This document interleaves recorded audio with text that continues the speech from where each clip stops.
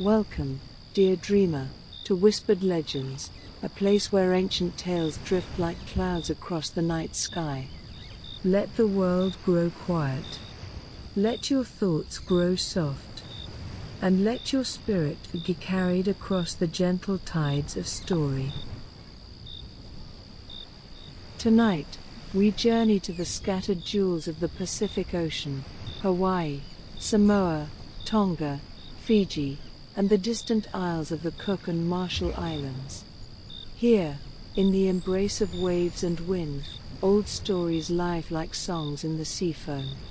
Some speak of gods and volcanoes. Others of spirit canoes and trees that remember. But all are held in the hush of island breezes and the rhythm of distant drums.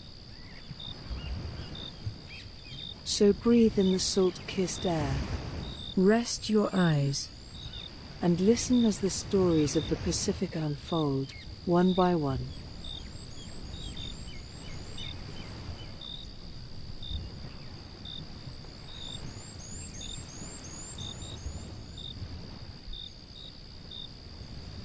Story 1. Maui Slows the Sun, from Hawaii. In the days when the Hawaiian Islands were still young, and the gods walked the land as easily as people, there lived a clever and daring young demigod named Maui. He was known not just in Hawaii, but across many islands of Polynesia for his feats of strength, wit, and mischief. Maui was raised by his mother, Hina, a woman of great patience and wisdom who made beautiful kapa cloth from the bark of the warp tree. Kapa was precious, used for clothing, blankets, and offerings, and it had to be dried carefully in the sunlight after being pounded and dyed. But there was a problem. The sun, called La in Hawaiian, raced too quickly across the sky. Hina's kapa never had time to dry. The loi fields, the taro terraces, struggled to yield enough food. You move too quickly. The people suffer. My mother's cloths do not dry. The crops do not grow. The children do not play. He braided thick ropes from coconut fiber and climbed high to the sacred mountain Haleakala, house of the sun, where the sun rose each morning. He waited in silence, hidden among the dark rocks. And when the first fiery rays stretched across the sky, he leapt forward and threw his ropes around the sun's legs, snaring its golden limbs. The sun struggled, flaring with heat. But Maui held fast, his feet planted firm. The sun cried out, "Why do you trap me, child of the earth?" Maui answered, "You race across the sky and leave no time for the crops to grow. The days are too short. The people cannot thrive." The sun burned hot with anger, then slowly dimmed. The sun, weary from struggle and scorched by Maui's determination, agreed. It swore an oath to move more slowly across the skies, especially during the months of summer. Maui released the ropes, and the sun rose gently into the sky, beginning its new, more generous arc. From that day on, the days grew longer. Hina's kapa dried smooth and bright in the sun. The loi were full again, and children played in the warmth. The people of the islands rejoiced and honored Maui, not only as a trickster, but as a protector and provider. And to this day, when the sun lingers sweetly over the mountains of Hawaii, the elders say, Maui is still watching, still holding the ropes of light. Children ask, Was it really ropes that caught the sun? Was Maui that strong? The elders smile. Perhaps they were ropes of courage, they say. Perhaps it was the strength of love for his people that held the sun in place. And as the warm light settles over the land, people remember the day Maui taught the sky to walk slowly, for the sake of those below.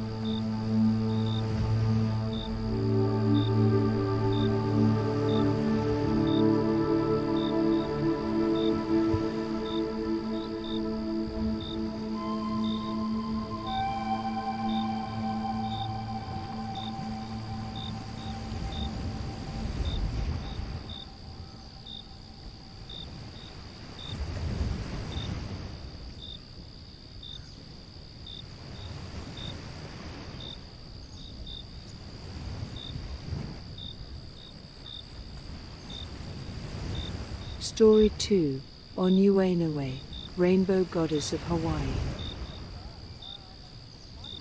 In the sacred skies above the Hawaiian Islands, where the heavens kissed the peaks and the sea shimmered like glass, there danced a radiant arc of color, a living spirit known as Anuenue. She was the goddess of rainbows, the bridge between gods and mortals, the vibrant path of communication and peace. Anuenue was not born of earth or ocean, but of mist and sunlight, her form rising when the rain met the morning sun. Her beauty shimmered in hues of crimson and gold, violet and jade, and her presence brought calm wherever she appeared. The people knew that when a rainbow graced the sky, Anuenue was watching, traveling from one realm to another, bearing the prayers of the living to the gods above, and returning with blessings carried on the wind. High chiefs would bow their heads when they saw her colors stretch across the sky. Children would laugh and point, calling her name joyfully. Look, Anuenue walks the sky today. In one tale, a time of drought fell upon the islands, and the priests climbed to a heiau, a sacred temple, on the cliffs above the ocean.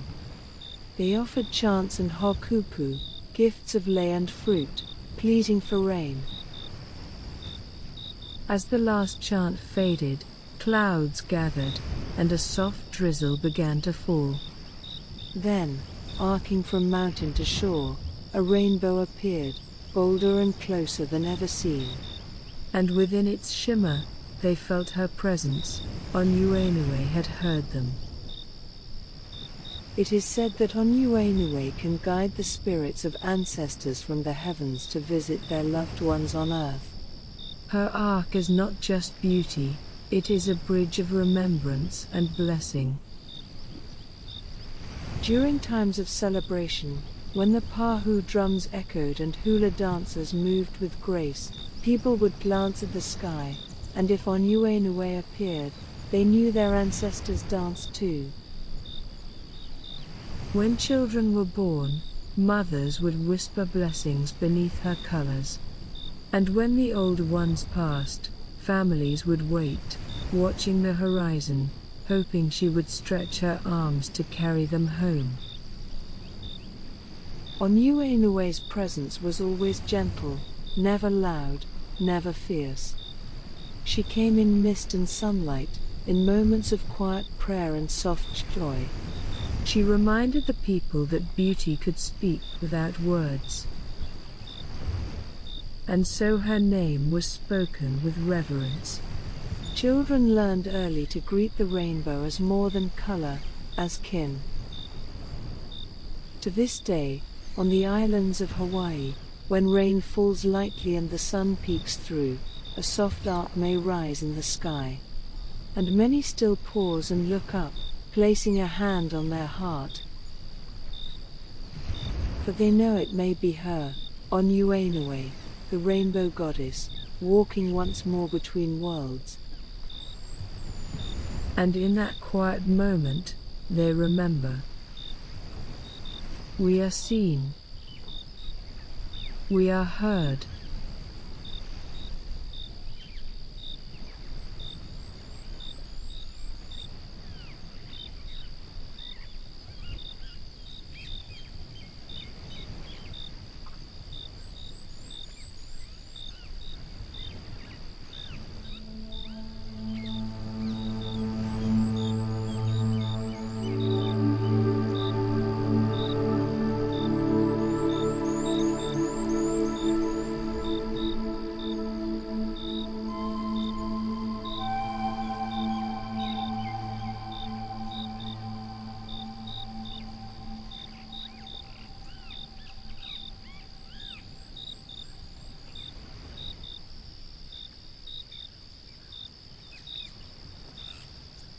Story 3, The Turtle and the Shark, from Samoa. Long ago, in the village of Vaitogi in what is now American Samoa, lived an old woman named Fonuia and her granddaughter, Salofa. They were quiet, kind, and content with little. But then, famine swept the land. The skies gave no rain. The trees bore no fruit. Fish vanished from the reefs, and hunger fell over the people like a shadow. In their fear, the villagers became selfish. Where once there had been sharing, now there was only silence and closed doors. Fonuia and Salofa received nothing. Day by day, their bellies shrank, and their strength faded. Still, they harmed no one and asked for little. One morning, the people of Vaitogi gathered near the sea cliffs, watching Fonuia and Salofa climb the rocks. They sang as they went, low and clear, an old chant of parting. We leave you now, people of the land. The sea will be our home. Some say it was sorrow that carried them up. Others whisper it was dignity and the will to end suffering by their own hands. Without anger, without blame, they stepped from the edge and disappeared into the waves below. The sea, deep and knowing, did not forget them. Moved by their love and sacrifice, the gods transformed Fonuia into a graceful turtle, and Salofa into a swift and watching shark.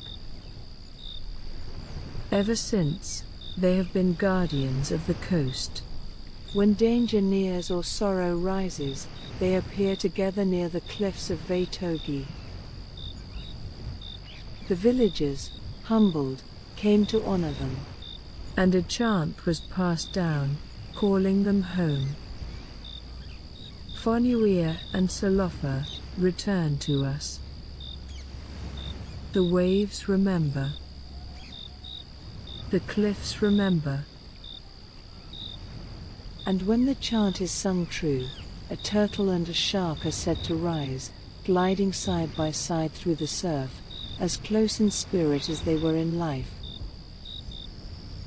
The story of Fonuia and Salofa endures not through sorrow, but through devotion. A reminder that love, even in silence, leaves a trace upon the tide.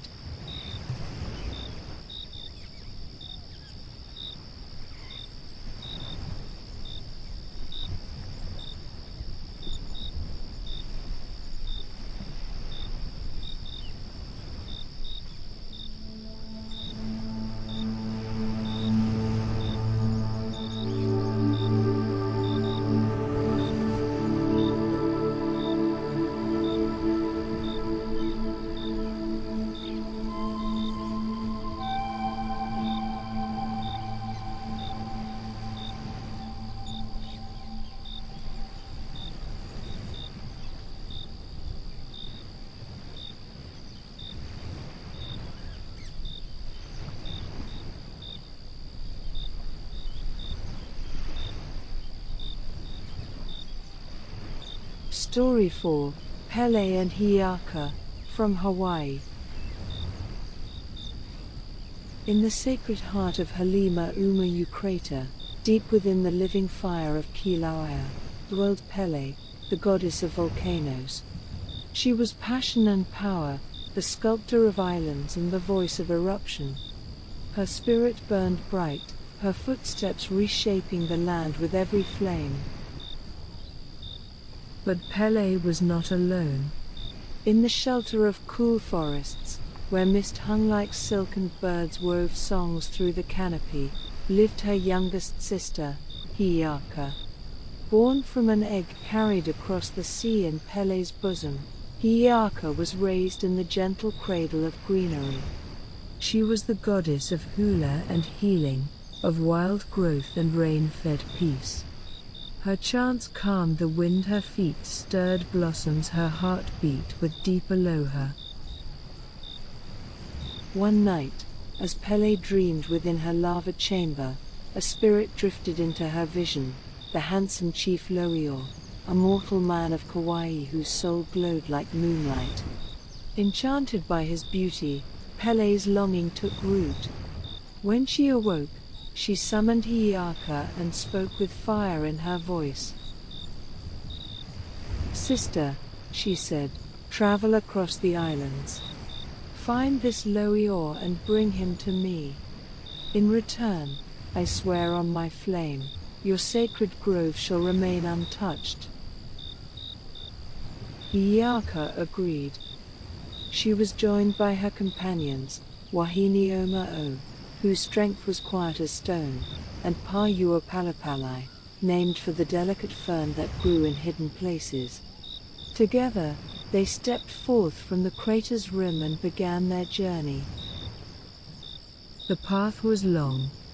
They crossed sunlit coasts and shadowed valleys. They walked through groves where lahua blossoms hung like fire from the trees, and lava fields still warm from Pele's touch. At each place, Hiaka chanted to announce her presence, offering respect to the spirits of land and water. But not all spirits welcomed them. At the edge of a sacred pool, a great mole, a lizard spirit named Ponewa, rose from the water, scales dark as night, eyes burning. "You do not belong here," the mole hissed, the air thick with challenge. Hiaka stepped forward, calm as rain. "We walk with honor," she said, "with chants that greet the land and hearts that seek peace." She began a hula, slow and sure. Her arms moved like waves, her feet beat the rhythm of the earth. The mole watched in silence, then slipped back beneath the water, the path open. Their journey continued. They healed the wounded in distant villages, cast out spirits that troubled quiet homes, and sang blessings over taro fields. The people began to know Hiaka not just as a sister of Pele, but as a protector, a bringer of growth and kindness. Finally, on the cliffs of Kauai, they found Loior. But he was not alive. Grief had taken him, his longing for Pele too strong, his soul adrift. Hiaka knelt beside him and placed her hand on his chest. She closed her eyes and sang, her voice a thread weaving between realms. She called to his spirit, named his strengths, reminded him of light. And slowly, breath returned. Loior opened his eyes. "You are far from home," he whispered. "I am here for you," Hiaka answered. "Come with me, Pele waits." And so they began the journey home. As they traveled, the sea wind softened, and the stars above seemed to listen. Though Loior had awakened, a quiet stillness remained in him, as if his heart had not yet fully returned from the realm of spirits. Iaka walked beside him, sharing chants and laughter, a bond growing in the space between their steps. But far ahead, in Halima Umayu, Pele burned with restlessness. She had waited too long. Visions clouded her thoughts, of her sister walking with the man she had claimed. And in her fury, she broke her oath. Flames rose from the crater's edge. She summoned her fire and hurled it across the land, toward Iaka's sacred grove. The lahua trees, the ferns, the birds, they were swallowed in a wave of heat and ash. And Hopoi, Iaka's dear friend, was turned to stone mid-dance by Pele's rage. When Iaka returned, she stepped into the ash of her grove. Blackened ground beneath her feet, silence in the air. Loior stood beside her. She did this? He asked softly. Yes, Iaka said she broke her promise.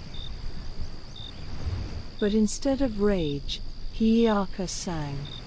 A chant of mourning, then of renewal. Her voice wove through the smoke, into the cracks of scorched ground. And slowly, from blackened soil, the lahua trees began to bloom once more. Pele, watching through a veil of steam, wept quiet tears of lava. For she saw her sister's heart, stronger than fire, softer than rain. To this day, when red lahua blossoms bloom on blackened earth, the elders say, this is Iaka's promise, that life follows loss, and aloha, even wounded, returns to grow again.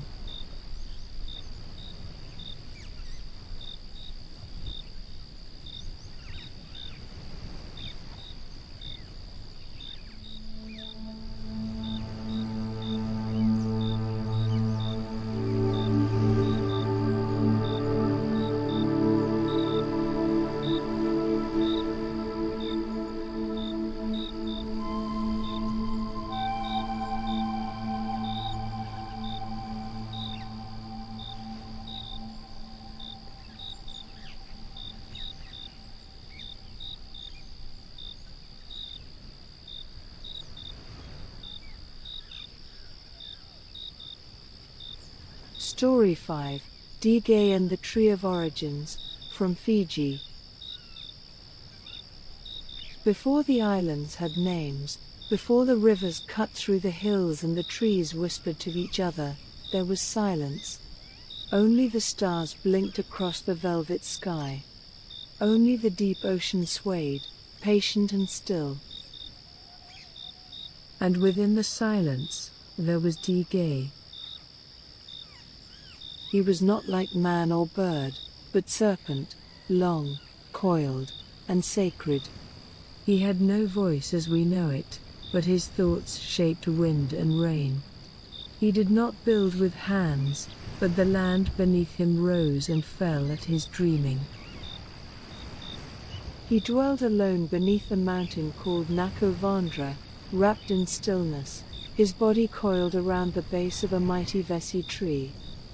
The tree was ancient, older than sunlight, with roots that reached into the belly of the earth and branches that held the memory of stars. Its wood was hard and fragrant, its leaves dark and broad. Birds dared not nest in it, for it was sacred ground. One day, as Degei stirred from his dreaming, he found 2 eggs nestled at the base of the Vesi tree. They had not been laid by bird or lizard, nor shaped by any hand. They simply were. He coiled around them gently, and held them close.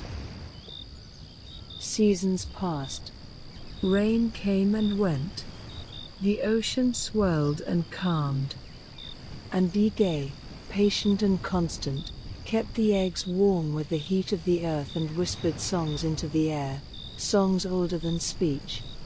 He dreamed of people who would tend the land, honor the sea, and listen to the roots. When the eggs hatched, two beings emerged, man and woman, soft and blinking in the new light of the world. Degei did not speak, but they understood him. He taught them how to make fire from stone, how to weave mats from pandanus, and how to ask the forest before taking from it. He showed them the patterns of the moon, the paths of fish, and how to listen to the wind. He guided their hands to plant the first yam. He watched them build shelter beneath the vesi tree, which he had declared sacred. Here, his presence said, is where you will remember. Degei kept the two beings safe, housing them on opposite sides of the great vesi tree. He watched as they grew, curious, graceful, and gentle. They learned from the forest and listened to the winds. Though they did not yet know of each other, their dreams often touched. One day, as the canopy shimmered with golden light and birds called through the morning air, they wandered from their halves of the grove and met beneath the vesi's broad shadow. They looked at one another, surprised yet calm, as if recognizing a song half remembered. The woman smiled first. The man reached out a hand, and the wind carried a whisper, "You are not alone." From that day, they walked together. They sang and planted. They built a small shelter near the tree, leaving fruit and flowers in thanks. Their bond deepened, not rushed, not forced, but flowing like a stream finding its way to the sea. In time, they fell in love. Degei watched, and though he did not speak, the earth beneath them warmed. He gifted them knowledge, how to cook root vegetables, how to make fire, how to name the days. And in their union, the first child was born. A small, wriggling bundle of joy, of future, of story. The people had begun. They sang in the mornings. They fished in pairs, thanking the sea. They left offerings at the tree, simple things, flowers, fruit, carved shells. They chanted names not for gods of far places, but for the land beneath them, the air around them, and Degei beneath the roots.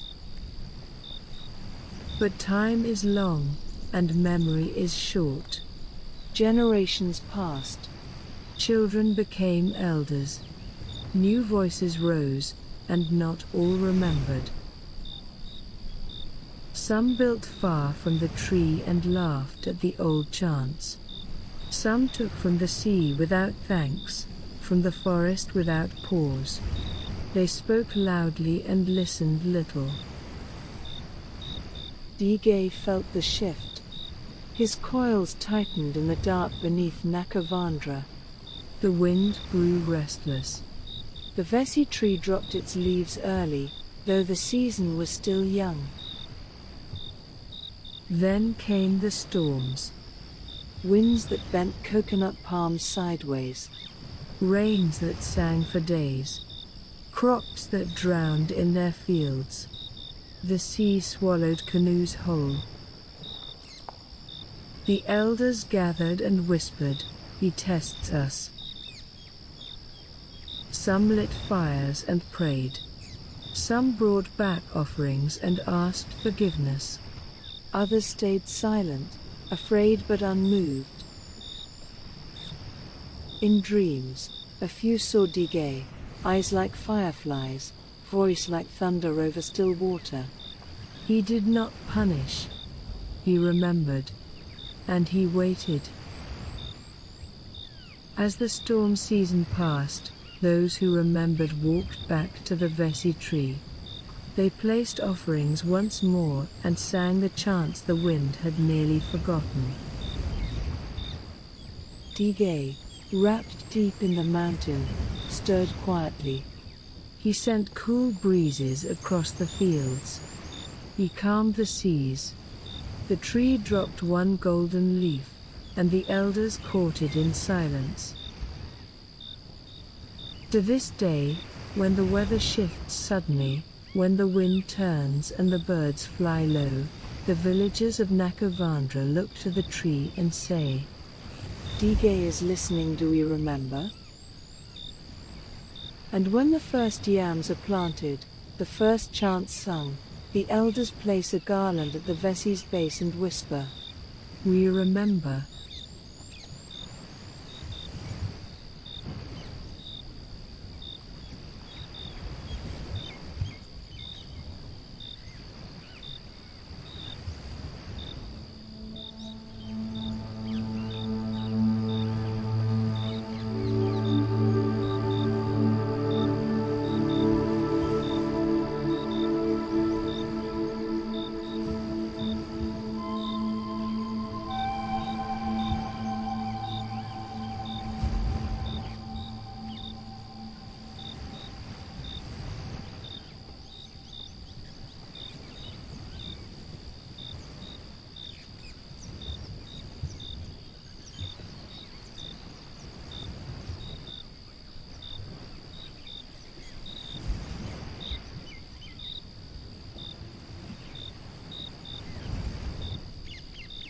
Story 6, Hina and the Shark, from the Cook Islands.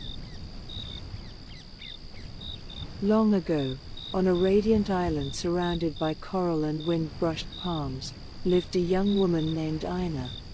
She was cherished in her village not only for her beauty, eyes like starlight and hair like polished obsidian, but for her quiet strength and unwavering heart. Hina's heart belonged to Tinirau, guardian of the ocean. Some said he was a spirit, others a chief with sacred power. He lived far away, on an island beyond the reach of paddles and sails. No canoe had ever journeyed that far. Each day, Hina would walk along the shore, her feet bare against the warm sand. She would gaze at the endless horizon and whisper Tinirau's name into the sea breeze. One twilight, as the sky blushed with the last light of day, Hina knelt beside a tide pool and spoke softly. "Tinirau, if you wait for me, I will come to you. No sea can keep us apart." She rose and called out over the waves, "O spirits of the ocean, creatures of the deep, will any of you carry me to my beloved?"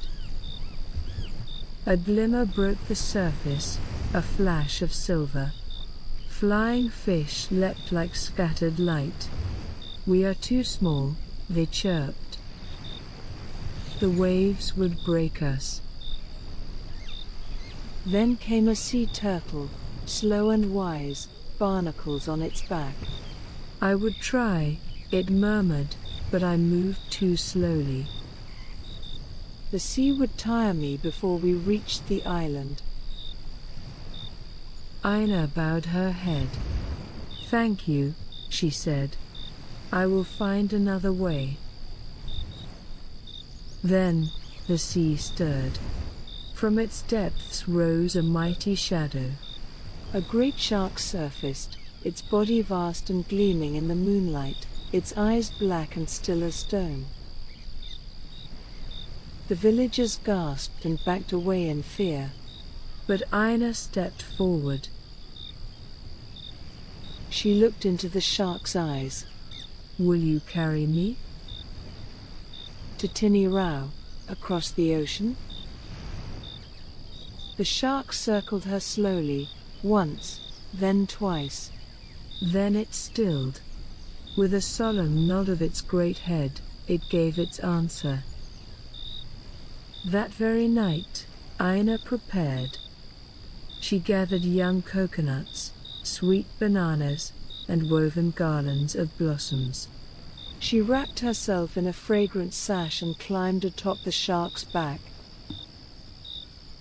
The villagers watched in silence as the great creature glided into deeper water, Aina perched like a queen upon its back, her hair flowing behind her like black silk in the wind. For days they traveled. The sky wheeled overhead. The waves rolled endlessly beneath. The wind sang in her ears. And still the shark swam on, tireless and strong. Aina sang softly as she rowed. Aue, Tinirau, my heart is clear. I cross the sea to draw you near. But the journey was long, and her thirst soon grew. She reached into her basket and took a coconut, but she had no knife to open it. Looking down at the shark's broad dorsal fin, she carefully raised the coconut and struck it gently. The fin was hard and ridged, and the coconut cracked open. She drank the cool water, murmured her thanks, and continued on. Again and again, as her thirst returned, she used the shark's fin to crack open coconuts. She spoke to him kindly each time, not knowing that his patience thinned with each blow. The shark said nothing. But days passed. His tail flicked with more force. The surface of the sea no longer smooth. Then one afternoon, her hands trembling from weariness, Aina struck another coconut harder than before, this time on the shark's head. A loud crack rang out. The shark flinched. And then, enraged, he turned his great head and threw her into the sea. Aina cried out, struggling in the waves. Her basket spilled. The garlands floated away. Why? She shouted. I trusted you. She flailed, her limbs heavy, her vision blurred. Just when the current began to pull her down, the sea stirred again.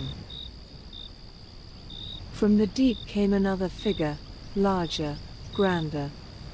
Tekia, the king of sharks, surfaced with silent grace. His skin shimmered like dust beneath the waves. He looked upon Aina, not with anger, but with stillness. He lifted her gently from the sea. Aina rested on his back, barely breathing. Tekia turned, and in silence, began the journey once more. No hunger stirred in him. No rage. Only the rhythm of his body against the current, the hush of water folding around them. At last, Tinirau's island appeared, veiled in morning mist. The trees swayed, and the air smelled of flowers and salt. Tekia brought her to the shore, then vanished without sound beneath the waves. Aina staggered onto the sand, her feet sinking into the warmth. And there, waiting for her beneath the shade of a tree, stood Tinirau.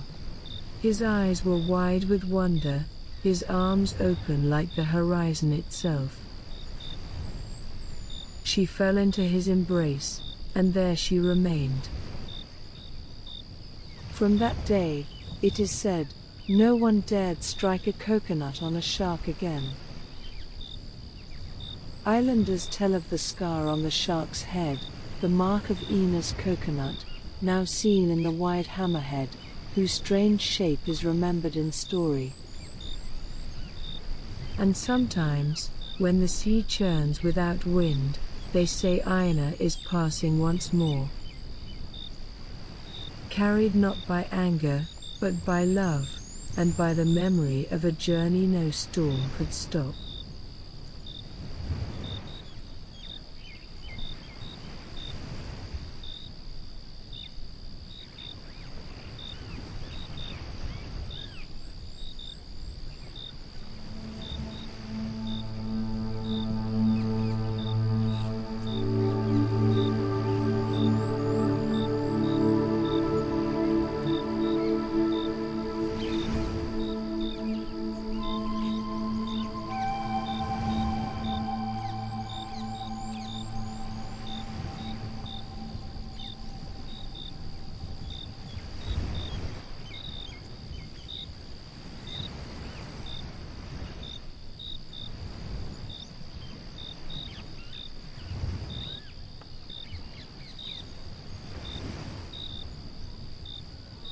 Story 7, The Phantom Canoe, from Aotearoa, New Zealand.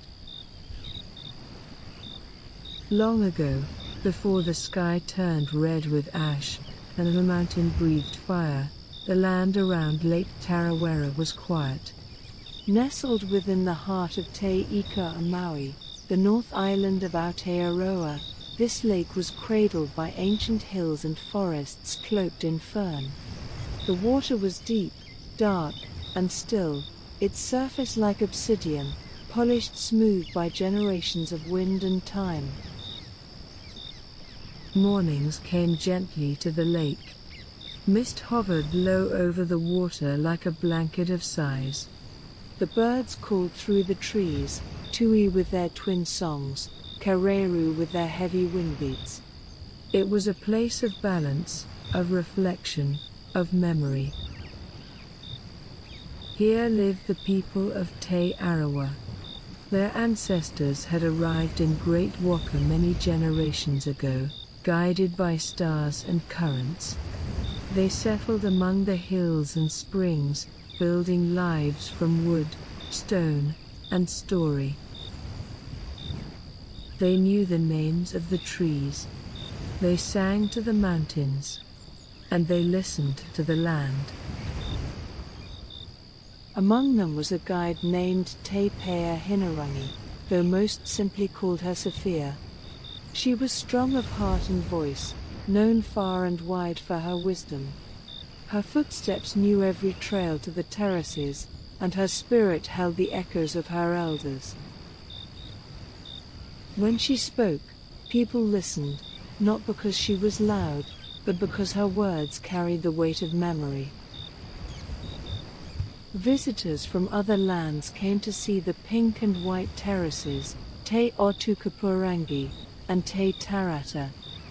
These natural steps, carved by water and time, shimmered like frozen waterfalls of coral and cloud. They were sacred to the people, and Sophia, with patience and dignity, led others to them.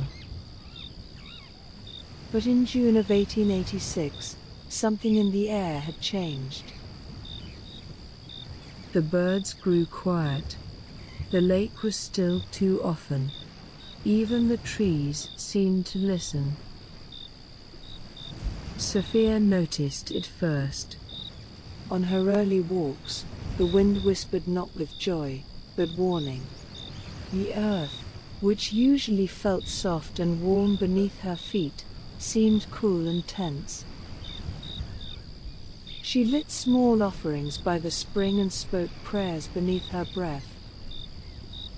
Then came the morning that would never leave her memory. It was just before dawn.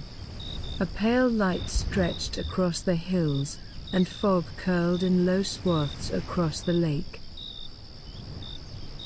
A group of tourists had arrived, eager, laughing softly, wrapped in shawls and carrying sketchbooks. Sophia greeted them with a calm smile. Her flax cloak rustled faintly as she stepped into the waka. The paddlers pushed off, and they glided onto the lake. The mist was thick, wrapping around them like breath. The only sounds were the quiet dip of the paddles, the hush of water folding against wood, and the occasional creak of the canoe. They had reached the center of the lake when someone gasped. There, ahead of them, another canoe. It emerged slowly, silent, long, and dark. The figures within it did not move. They sat straight, their heads bowed slightly. Their garments were unfamiliar, old in design, woven with patterns that Sophia recognized from the stories of her childhood. Someone whispered, "Another tour group?" Sophia's breath caught. "No," she murmured. "That is no ordinary waka." The paddlers paused. The tourists watched, some raising their hands in greeting. The mysterious canoe drew closer. There was no sound, no splash, no call, no ripple in its wake. The water, though stirred by their own movement, remained glassy beneath the strangers. Sophia stood slowly, her voice low. "Ina Tapuna," she whispered. "Ancestors?" She raised her hand gently. "Hare mai," she called softly. "Come." But the figures did not look up. They remained still, solemn, unreachable. Then, as if carried by a breeze no one could feel, the canoe began to drift away, further and further, its shape blurring into the fog. And then it was gone. Gone, as though it had never been there at all. Silence followed. Heavy, sacred silence. Sophia sat down, her heart heavy in her chest. She did not speak again until the canoe reached shore. Back in the village, she went straight to the elders. Her voice was steady, but her eyes were troubled. "I saw them," she said. "They were not of this world." The elders nodded slowly. They too had heard of such things. Spirit waka, they were called, Wairo waka. Canoes from the world beyond, sent not for fear, but as signs. Warnings. And then, only days later, came the fire. In the stillness of early morning, Mount Tarawera split with a sound louder than any thunder. Flames rose high into the sky. Ash rained down upon the land. The pink and white terraces, those stairways of wonder, shattered and vanished. Whole villages disappeared beneath rock and mud. More than 100 lives were lost. When the earth grew still once more, the lake was different. Its shape had changed. Its waters were colder. And the mist no longer rested with the same peace. But the people remembered. They remembered the silent canoe. They remembered the still paddlers and the hush of the lake. They remembered that the spirits had come, not in fire, but in stillness, to speak without words. To this day, the story is told. And sometimes, when the mist drapes low across Lake Tarawera, and no birds call, and the wind forgets to blow, a shape may glide across the water.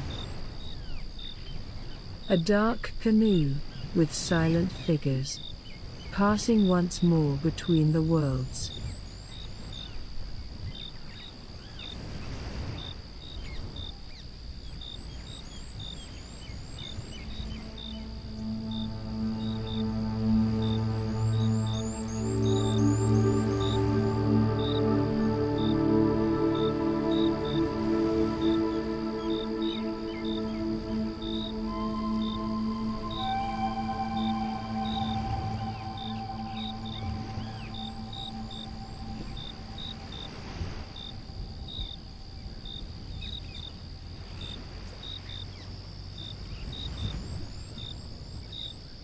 Story 8, Letao and the Chief's Canoe, from the Marshall Islands. Long ago, when the world was still young and the coral atolls lay scattered like pearls upon the great blue ocean, there lived a man unlike any other. His name was Letao. He was no ordinary man, and some said he wasn't a man at all. Born of a mortal mother and his spirit father, Letao moved between worlds, the seen and the unseen, the waking and the dreaming. His steps were silent as the tides retreat. His smile held secrets. His eyes were always watching. Where Letao walked, things happened. Stories gathered around him like schools of fish. He was the kind who stole fire and gave it back in a different shape. The kind who taught with riddles and punished with laughter. One evening, Letao sat beneath a thatched roof near Majuro Lagoon, sipping from a coconut shell, listening to the wind carry whispers from the village. He heard the fishermen speaking in awe.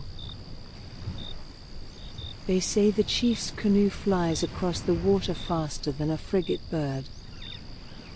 I saw it myself, cutting the waves like a blade. No vessel can match it. Letao smiled into his drink. A canoe faster than the wind? He mused. Well, now that is a thing worth stealing. He stood, brushed sand from his knees, and vanished into the night. At dawn, he walked to the shoreline where the great canoe was kept. There it lay, resting on coral stands, long and sleek, its outrigger curved like a dancer's arm. The sail was neatly rolled, the wood polished to a soft gleam. It was beautiful, no doubt. Built by the chief's finest craftsmen, blessed by priests, kissed by fire and cooled in sea foam. A canoe fit for kings. Letao walked around it, nodding with quiet appreciation. Yes, it will do. But Letao knew that to steal such a thing outright would bring wrath, not wonder. And so he decided to trick it away. He journeyed deep into the forest to seek the ironwood tree, Lafaek, the hardest wood in all the islands.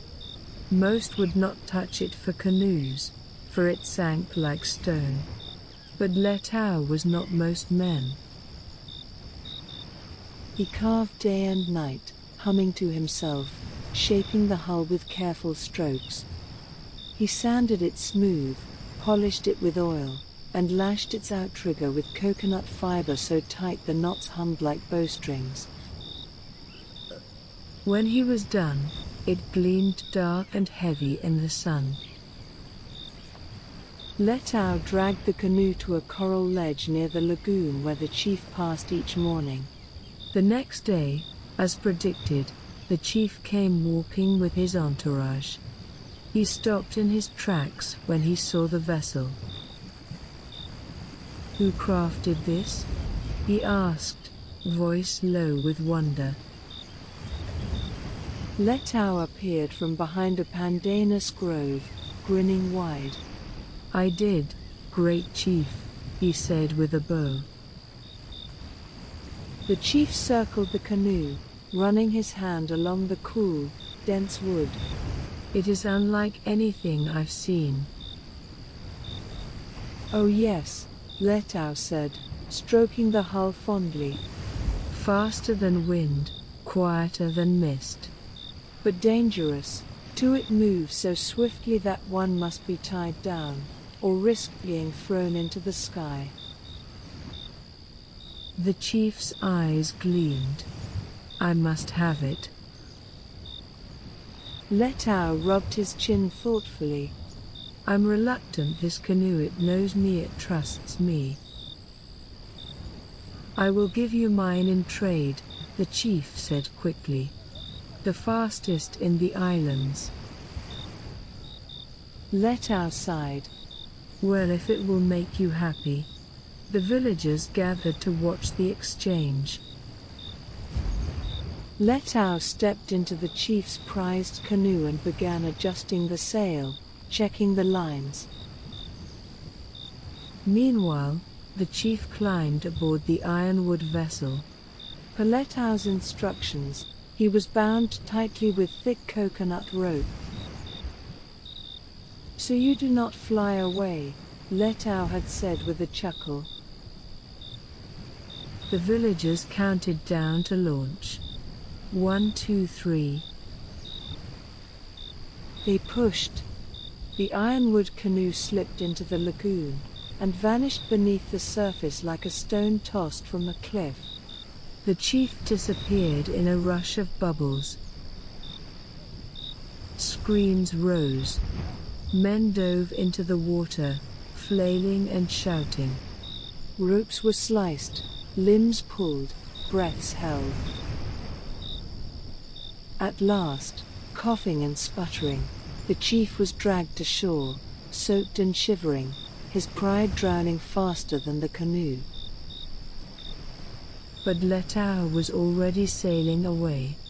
He stood tall in the chief's prized vessel, letting the wind pull him westward. He waved, calling out, "You sail too slowly for my taste." The villagers gave chase in smaller boats, howling with fury. But Letao was not done with his games. He reached into his canoe, pulled out a pouch, and began flinging stones into the sea. Where each stone fell, a new reef rose, a sudden obstacle. The chasing boats struck coral and veered off course, shouting curses into the sky. Letao laughed and sailed on. At the island of Zhongzhong, he beached the canoe and dug a shallow pit in the sand. Lying down, he covered himself, leaving only his knee exposed. When the villagers arrived, breathless and angry, they searched the beach in vain. One man tied his canoe to what he thought was a rock, Letao's knee.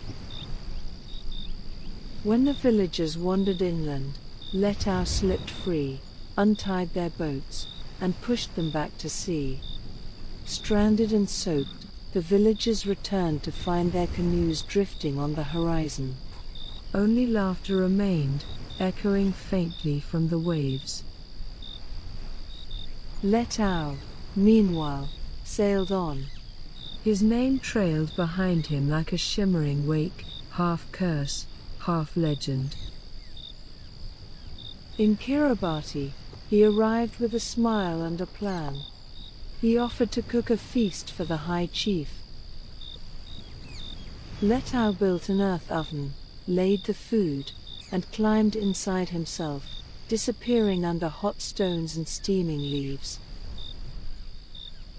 When the oven was opened, he stepped out unharmed, holding roasted fish and taro. The chief was amazed and tried to copy him. But Letao was long gone when the cries began. And so he lives on in the stories told under starlight. The trickster who shaped islands, fooled chiefs, and left laughter tangled in the palm trees.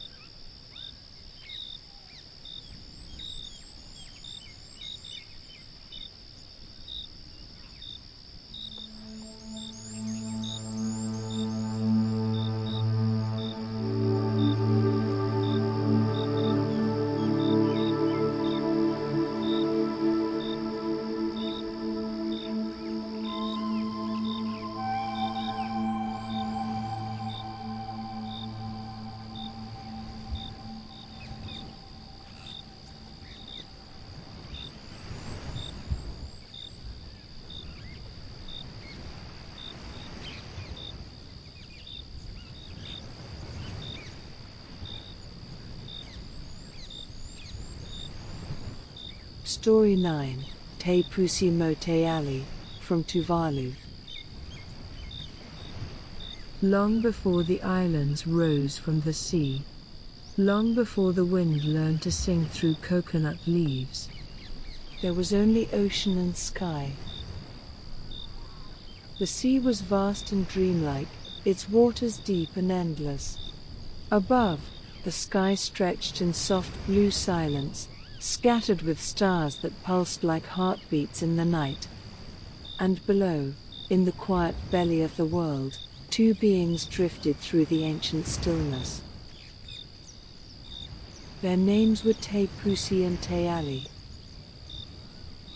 Te Pusi was the eel, sleek and supple, with scales that glimmered like moonlight on wet stone.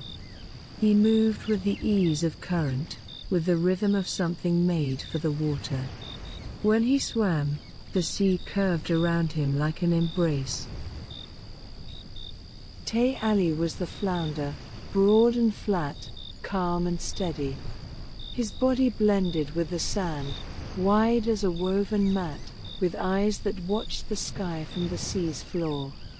He moved less, but when he did, it was with quiet power.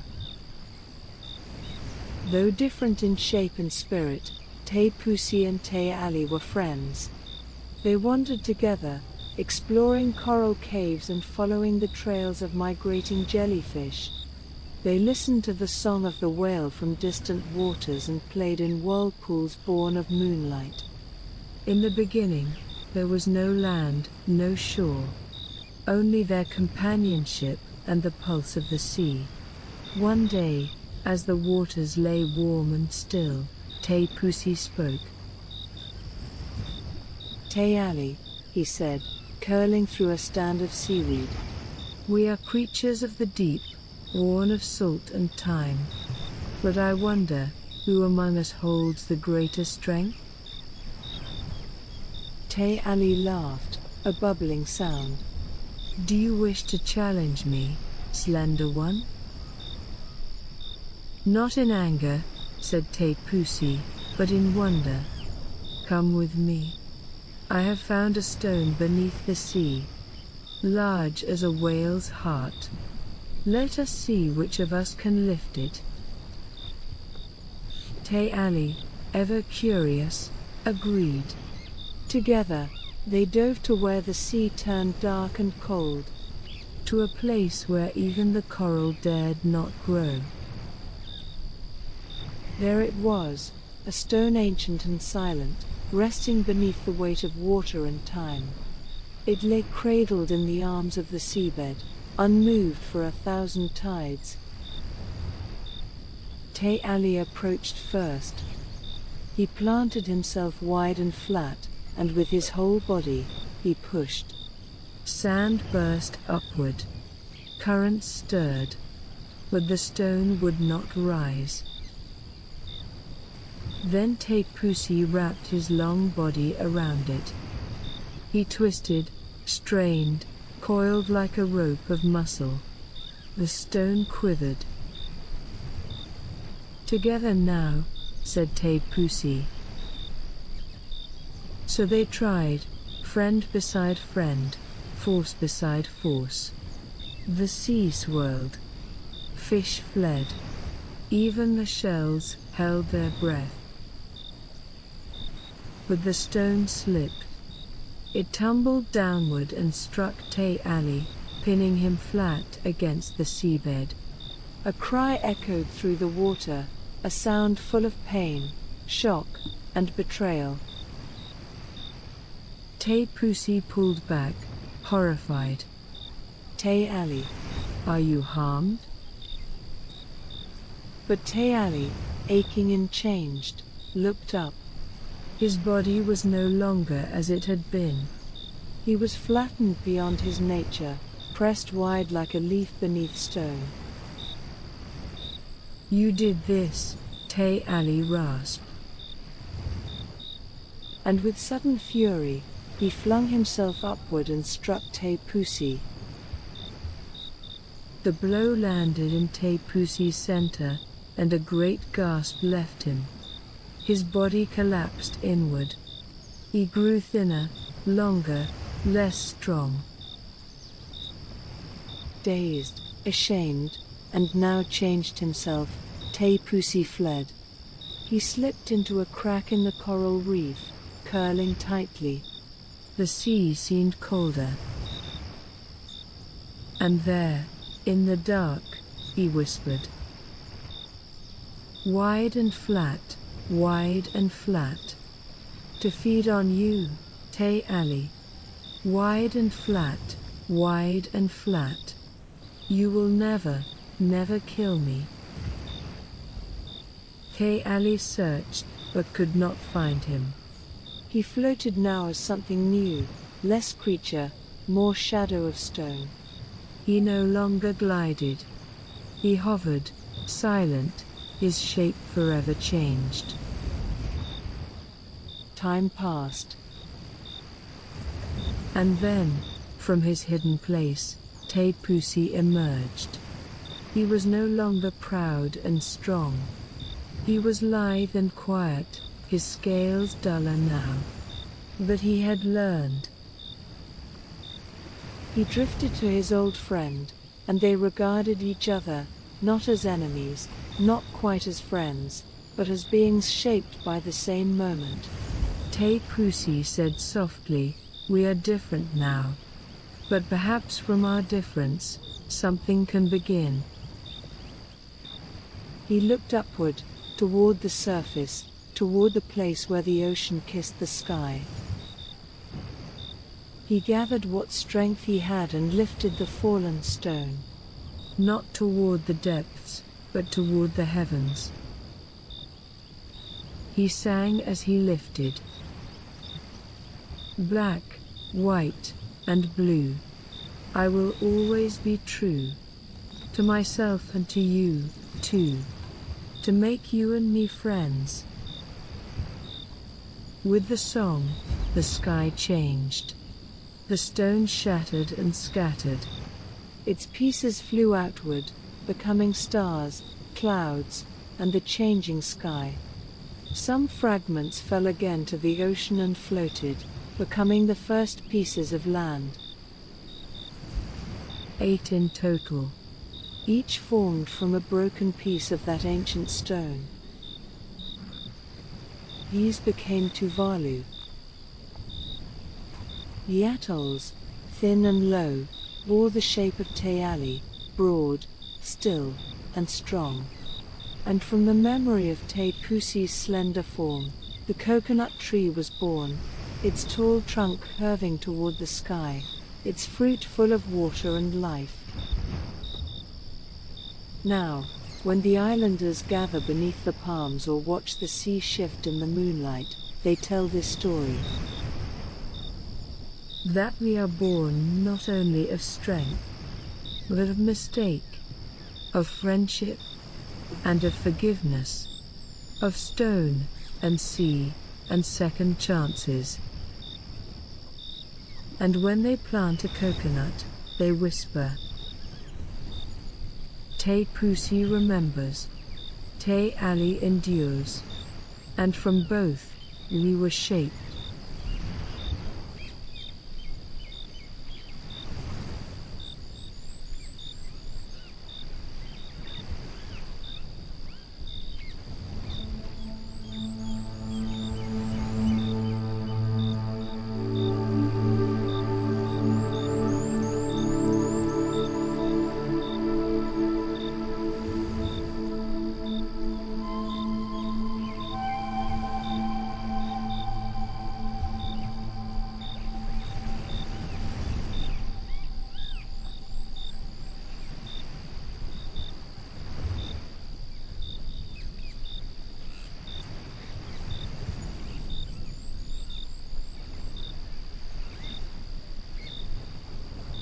Story 10, Pai and Vau, from Nanumea, Tuvalu.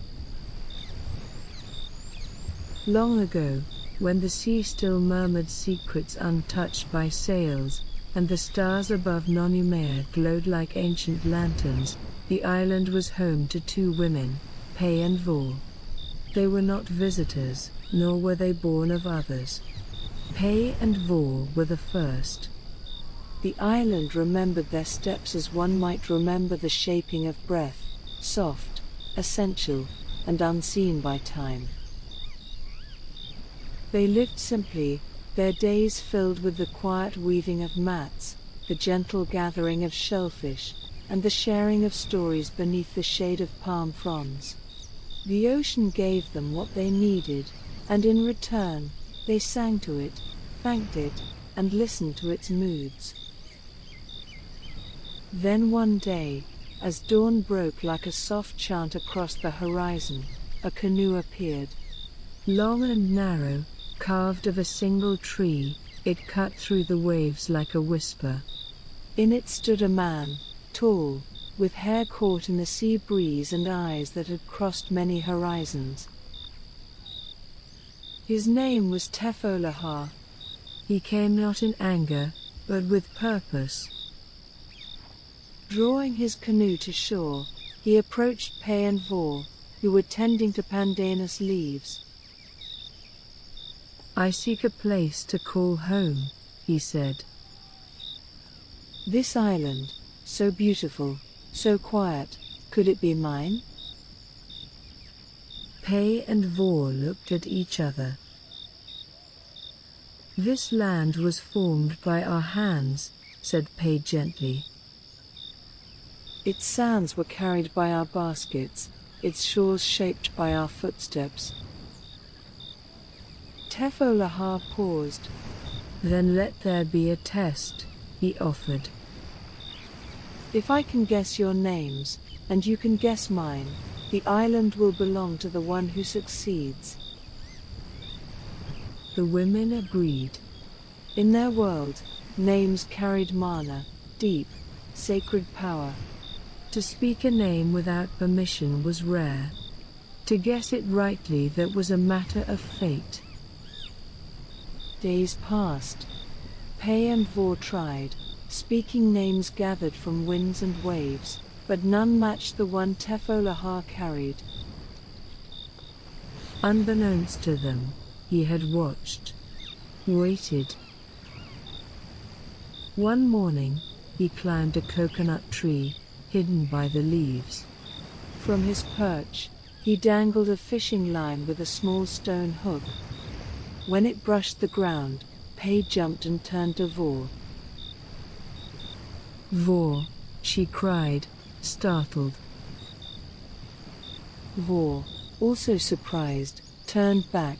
"Pai, what was that?" Tefolaha smiled. Later that day, he came forward and said calmly, "Your names are Pai and Vau." The women fell silent. "And your name?" Pai asked softly. "You did not guess it," Tefolaha replied. "By our agreement, the island is now mine." Pai and Vau did not argue. With dignity, they gathered their baskets and prepared to leave. But they did not go in haste. Each carried a woven basket filled with sand from Nanumea's shore, remnants of the land they had shaped and cherished. As they walked along the coastline, the sand spilled gently from the baskets, trailing behind them like a farewell song. Where the grains fell, small islets later rose, Tamo Tufoliki, Lafogaki, and Tiafua Tipoa. Their footprints left the memory of land, their passage etched into the sea. And as they left, Pai dragged her lulu, a long picking stick, behind her. It carved a groove into the reef flat, a faint mark that remains visible today at low tide, like a scar upon the skin of the sea. They vanished into legend, their forms unseen, but their story woven into the fabric of Nanumea. Tefolaha became the island's guardian, but Pai and Vau remained in the whispers of the waves, in the curve of the atoll, in the soft brush of sand on the wind. And so, when the people of Nanumea walk upon their shores, they remember that it was two women who first held the land in their hands. Two names carried by the wind. Pai, Vau. And the world, ever listening, does not forget.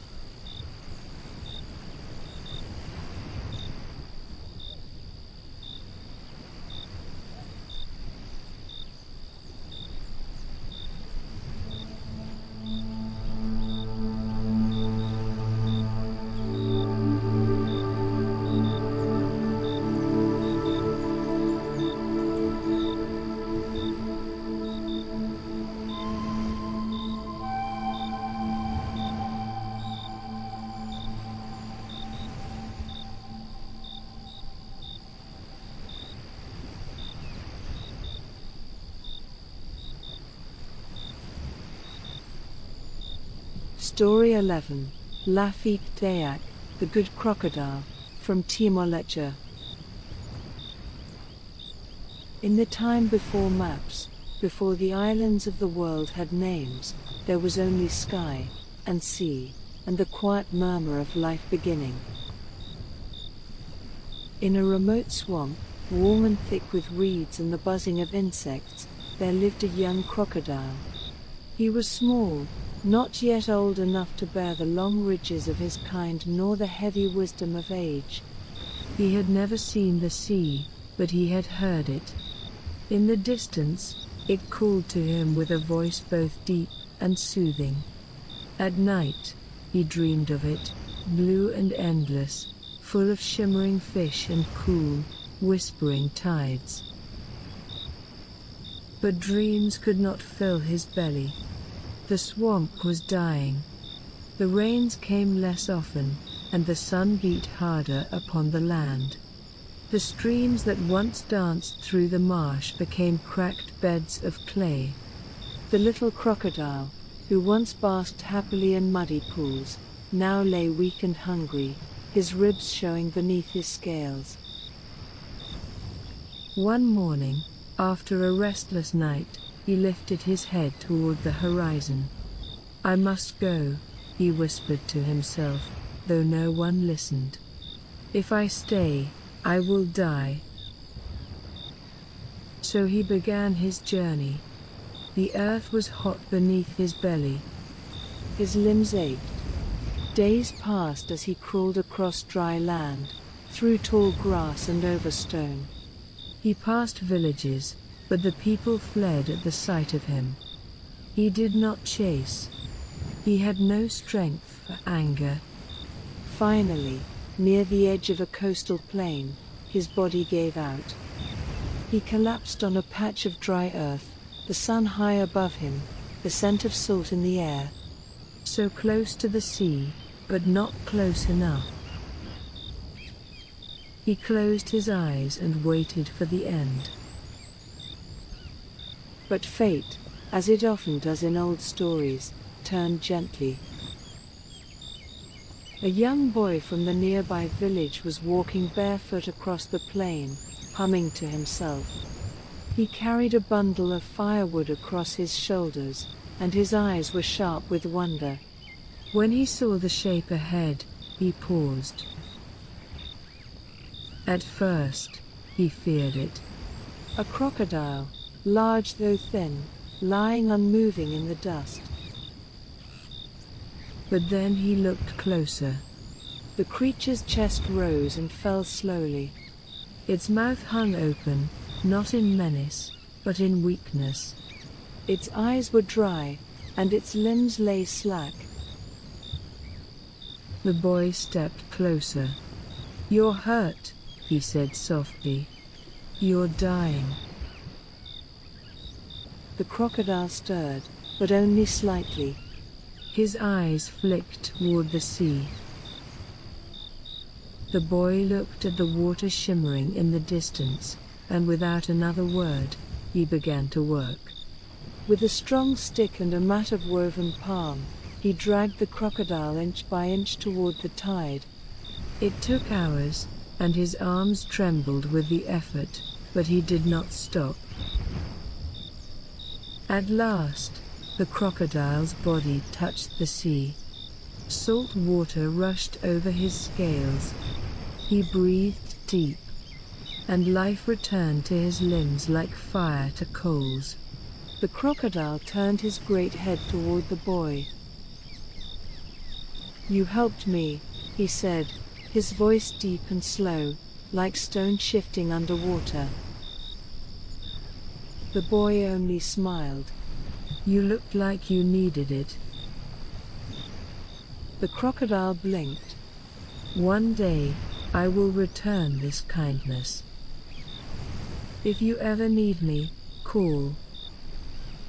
I will come." Then, with a swish of his great tail, he vanished beneath the waves. Years passed. The boy grew into a man. He worked with his hands. He fished from narrow canoes and learned to read the sky. But often, he thought of the crocodile. Sometimes he would stand by the sea at dawn and wonder if the story had been real, or only a dream born of sunlight and salt. Then, one morning, the sea seemed especially quiet. The man stepped into the surf and cupped his hands to his mouth. Lafaek, he called. Grandfather Crocodile, I wish to see the world. Will you take me? The waves parted, and from the depths rose a mighty form. The crocodile had grown beyond imagining. His back stretched long like a ridge of mountains. His eyes glowed with calm and memory. You remembered, said the crocodile.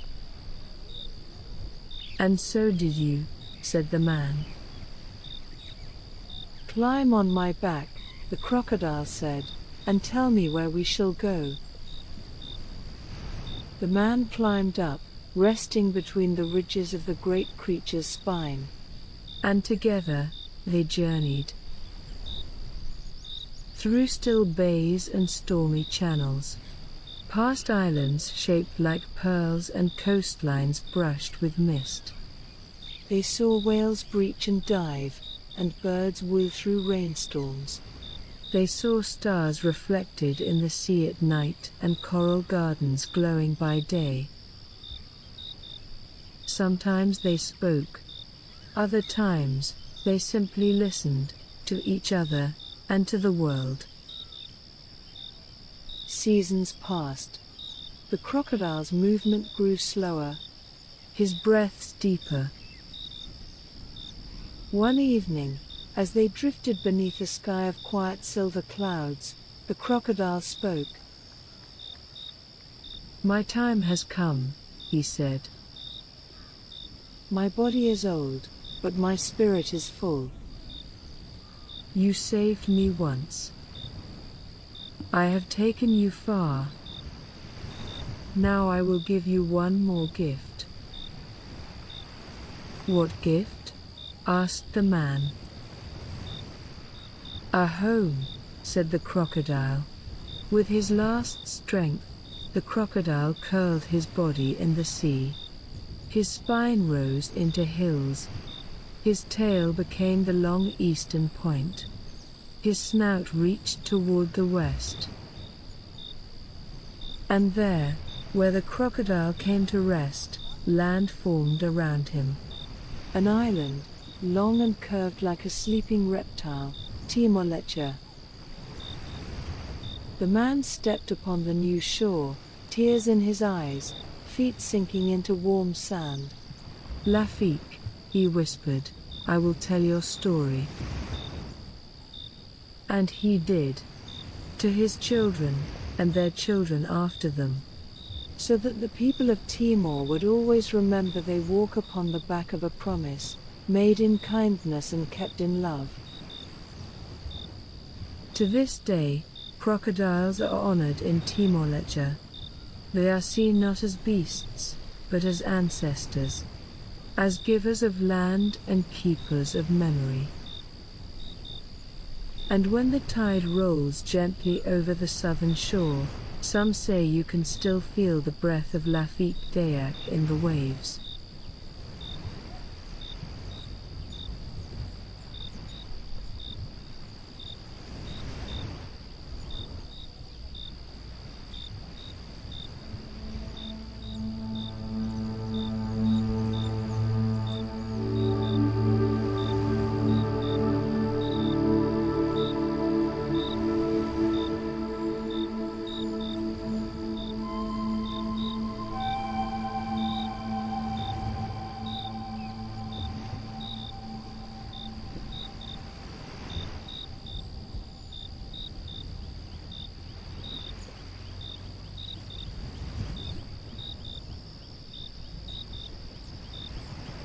Story 12, Sina and the Eel, from Samoa, Polynesian myth.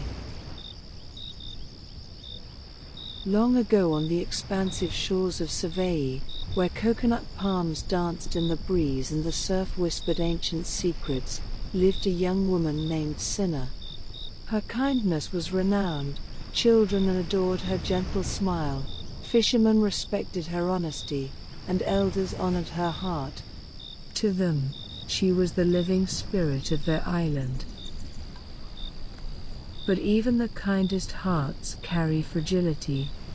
Sina worried for her village during droughts. She wept when elders passed. She felt lonely in her deepest moments, even among friends. Far across the ocean, in the island kingdom of Fiji, dwelled an aging king named Tuvalu. Though his reign was peaceful, he carried a restless yearning. He dreamed of someone whose spirit he sought but could not name. One night, dreaming across the waves, Tuvalu saw her, Sina. He saw sinewy hands weaving mats, her laughter drifting like flowers across water. He saw light in her spirit, and it called to him like the pull of a tide. Enchanted, Tuvalu could not resist. By moonlight, he whispered magic into the sea, transforming himself into tuna, a great eel, and set off on a silent journey towards Savai'i. He swam for nights unending, beneath stars that shimmered on dark waves, until at last, he reached the hidden spring where Sina bathed at dawn. There, tuna hid beneath the surface, watching her, studying the rhythm of her breath, the kindness in her smile. One morning, Sina entered the spring. The water, cold and silvery, brushed her ankles. She hummed softly as she washed her hair. Then she looked down, and an eel rose to meet her gaze. The eel's eyes were deep and old, reflecting something more than animal instinct. Sina gasped, startled. "Tuna," she cried. "You stare at me like a spirit in the dark." The eel paused with quiet grace. Then, gently, the water rippled, as though in answer. He did not speak, but offered presence, calm and knowing. Each morning after that, Sina returned. She began to speak softly to the eel, pouring water into coconut shells, offering kindness without expectation. "Drink," she would say. And he would. With each sunrise, tuna grew larger. Children cheered when they glimpsed his bright scales beneath the surface. Fish scattered in his wake. Sina came to know him not just as a creature, but as a companion. One evening, as the sky turned copper and rose, tuna glided towards Sina while she knelt at the spring. "I am not only an eel," he spoke, voice soft like tides. "I am Tuvalu, your friend from days beyond these shores." Sina's eyes widened in wonder. "You came for me?" she asked. He nodded, his gaze steady. "I came for your spirit." In that moment, the world hushed around them, the trees, the waves, even the air listened. Days passed in gentle companionship. They gathered seashells at twilight, watched the reef glow under moonlight. Tuna spoke of Fijian mountains, silver seas, and feasts beneath stars. Sina spoke of her village and dreams of peace. One night, beneath a full moon, Tuna spoke with gravity in his voice. "Sina, my time in this form draws to an end. But our story may live beyond waves and years. Plant the seed of my end and let me continue by your side." Sina's heart ached, but she nodded gently. She wrapped him with care and laid him upon the earth beside the spring. She scattered petals, whispered chants of love and memory, and buried him beneath the soil. The sun gave way to evening hush. From that place, a green trunk rose, slender and smooth. Leaves unfurled like hands in prayer. And soon, a fruit hung from its bough, soft, round, and glowing. Children came to pull the fruit down, marveling at the 3 eyes on its shell, 2 at the bottom, 1 above, like the face of an eel. They pierced its shell and offered the first sip to Sina. She drank and felt memory blossom across her brow. "This is tuna," she whispered. So the tree stood in honor of his name, his spirit, his love. Villagers called it the coconut tree. Parents told their children, "It grew from our friend, tuna of the sea."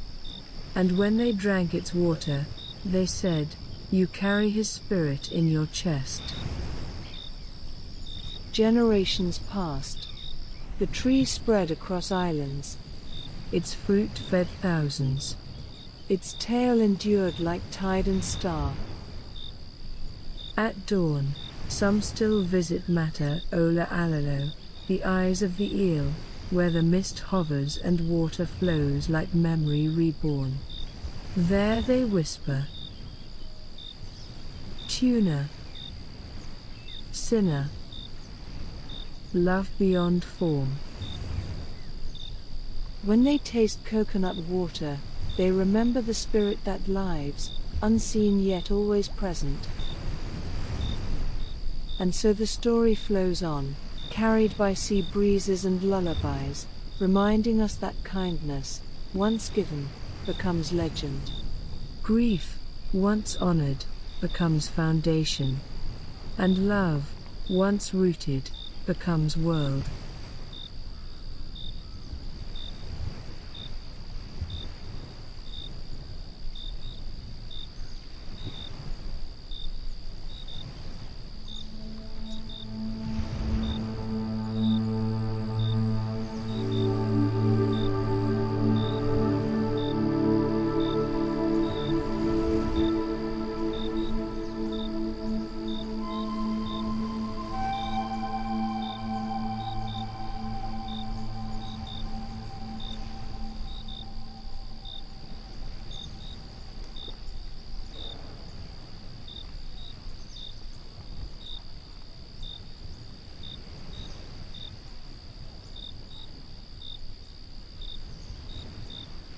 Story 13, Tinirau and Hina, from Polynesia, including Maori.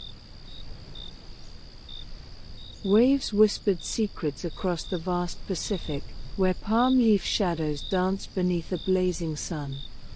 On Motutapu, the sacred island, lived Tinirau, guardian of fish and protector of whales. He was the son of Tangaroa, god of the sea, and from his pools of calm he guided fishermen and watched over tides with unwavering wisdom. Far across distant waves, Hinaurai wandered, a soul adrift. Once married to Irawaru, she had seen him vanish into a dog's form through the magic of Maui tiki tiki. Overcome with sorrow, she cast herself into the ocean, hoping for an end. But the sea, in its infinite kindness, carried her gently to the shores of Motutapu. She awoke beneath swaying palms, salt in her hair and grief etched on her face. Tinirau found her at dawn, kneeling by the sacred pools, her tears clouding the water. He stepped from the reef and said softly, "Who walks the shore with a sorrow too deep for words?" She told him her story, of lost love, betrayal, and the sea's embrace. He listened not with judgment, but with quiet breath. "You are safe here," he said. Motutapu welcomes the weary. In time, a gentle love bloomed between them. like tide meeting shore. They shared stories, laughter, and long silences by the pools. But in the corners of the island, two other wives, Horataunga and Horatata, watched with narrowing eyes. Jealousy coiled like vines around their hearts. They hurled curses into the night, hoping to drive Hinorai away. Yet Hinorai was not one to be shaken. She called upon ancient chants, spoke words the wind remembered, and the curses broke upon her calm. The wives fell still, and the island breathed quiet again. Tinirau and Hinorai raised a child, Taururu, born beneath stars and swaying palms. They named him after the reeds in the whispering river, for his hair was long and his spirit calm. At his birth, the priest Kai led chants of Karakia, sacred blessings to anchor mana, the spiritual strength of lineage. As a gift for his service, Tinirau offered Kai his most beloved companion, a great whale named Tutunui. Treat him with care, Tinirau warned, for he is more than beast, he is family. Kai bowed in thanks, but within him stirred greed. When he returned to his people, he led Tutunui into shallow reefs. The great whale struggled, crashing against coral. Still, Kai's men dragged the beast ashore and feasted on its sacred flesh. News of Tutunui's death traveled like storm winds to Motutapu. The sacred pools turned dark, and Tinirau's grief thundered across the island. He stood at the shore, fists clenched, heart hollow. He was no gift to slaughter, he said. This betrayal must be met with truth. Hinorai stepped beside him. Let us gather those who remember, those who still hold the chants, she said. And so they sailed, across waves and wind, with kin whose hands bore no weapons but wisdom and song. They arrived at Kai's village during festival, where drums echoed and fires danced. Hinorai and her sisters disguised themselves as entertainers. They sang and played music that drew laughter from every corner. Kai joined the revelry, his crooked teeth flashing in joy. Hinorai nodded. This was the sign Tinirau had described. In a moment of cheer, Kai drifted into slumber. With sacred chants, they bound him in sleep. When he awoke, the sky above was not his own, but Motutapu's, blue and still. Tinirau stood before him. You feasted on the sacred, you broke the gift. And justice was carried out with solemn silence. But grief is a tide, it pulls and returns. In revenge, a rival tribe took young Taururu. He was slain before chants could shield him. The sky wept with the family. Tinirau fell silent, and Hinorai wrapped herself in mourning cloth. They sang laments to the sea, to the sky, to the ancestors who carried souls between stars. Yet even in grief, they did not forget balance. Rituals were performed, not for vengeance, but for remembrance. The boy's name was carved into chants passed from lips to generations. And so, though sorrow lived beside them, so did legacy. The sacred pools shimmered once more. And Hinorai, the woman once cast to sea, now held stories that rooted across Polynesia.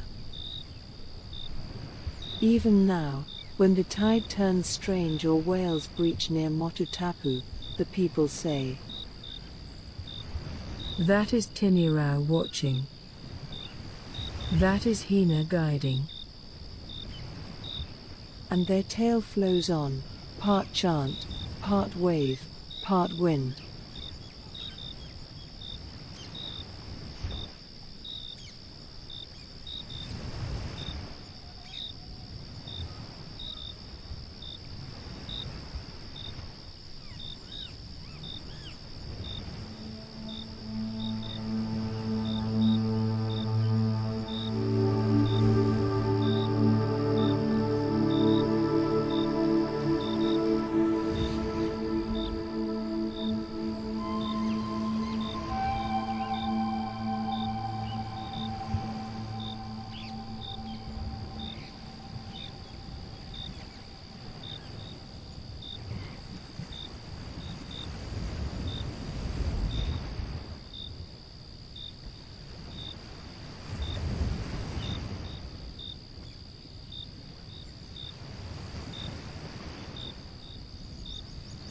Story 14, The Cassowary Wife, from Papua New Guinea. A world of emerald shadows and shimmering daylight unfolded beneath the vast canopy of the tropical rainforest. The air thrummed with thousands of wingbeats and the scent of damp earth, orchids, and green decay. Within this living tapestry, a humble hunter moved with quiet purpose, his lamingtons, woven sandals, silent on the damp soil. At dawn, the mist drifted low over the river plain while the jungle awoke in muted symphony. The hunter followed the faint call of birds, stepping slowly until he reached a glade bathed in pale, blue-green morning light. There, at the river's edge, a troop of cassowaries, tall birds with gleaming feathers and proud crests, stepped into the water.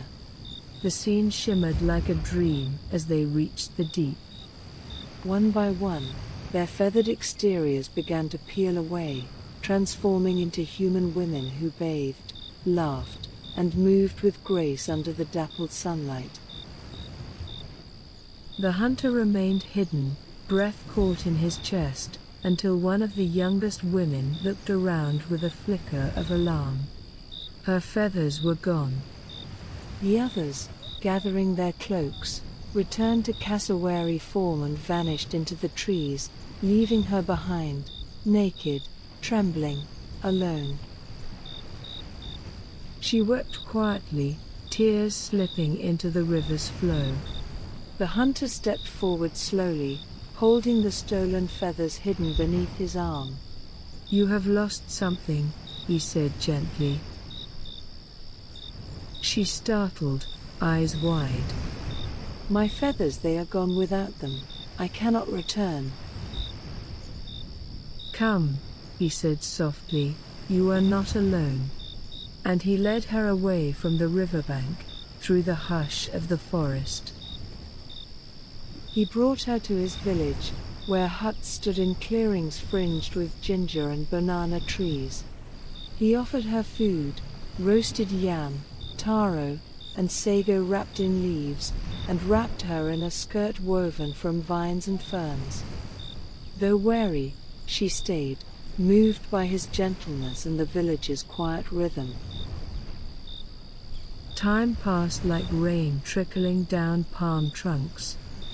She lived among the people, and soon bore the hunter a son named Wera, bright-eyed and quick with laughter. They sang to him by firelight and painted his cheeks with ochre. Yet even in joy, the woman watched the trees as if listening for a forgotten call. At night, she sat beside the fire, gazing into its dance, her thoughts far beyond the flickering light. The hunter did his best to comfort her, but he could not mend the ache in her chest, an ache born of freedom taken, of feathers lost. One day, Wera wandered into the house, a curious bundle in his hands, black feathers, hidden beneath a mat. "Mama," he called, "look what I found." She froze. Her hands trembled as she reached for them, eyes glistening with memory and longing. "These are mine," she whispered, barely louder than a breath. That night, when the stars blinked between the treetops and the wind hushed to stillness, she wrapped herself in the feathers once more. In silence, she slipped into the forest, becoming cassowary again. Morning came, and the hunter awoke to silence. He searched the clearing, then the forest trails. But she was gone, her footprints fading into damp leaves and moss. He asked the trees, the wind, the river. "Where is she? Where has she gone?" But the forest offered only silence, thick and green. In time, he returned to the glade where once she had been left behind. The river flowed still and clear, untouched by memory, but he sat and waited, his heart heavy with grief and wonder. Some say he glimpsed her again, once, just once, as a cassowary with sorrowful eyes, standing at the forest's edge before vanishing into the green. Others say her spirit lives in every cassowary's stride, bold and silent through the underbrush, always remembering the firelight, the song, the child's laughter. And so the story remains, of a woman not truly lost, but returned to the shape the world once knew her by. A story whispered by wind through jungle leaves, told beside fires, and remembered in every soft footprint along the river's edge. To this day, in the forests of Papua New Guinea, where the cassowary walks with proud steps and dark feathers, the elders still tell her story. They say she was not truly lost, only returned to her first form. She walks through the jungle with silence and strength, her spirit woven into each shadow and path. And in the hush of the undergrowth, if you listen just right, you may still hear her steps. This is her story. A story remembered in every cassowary's stride. It flows on, like river light and memory.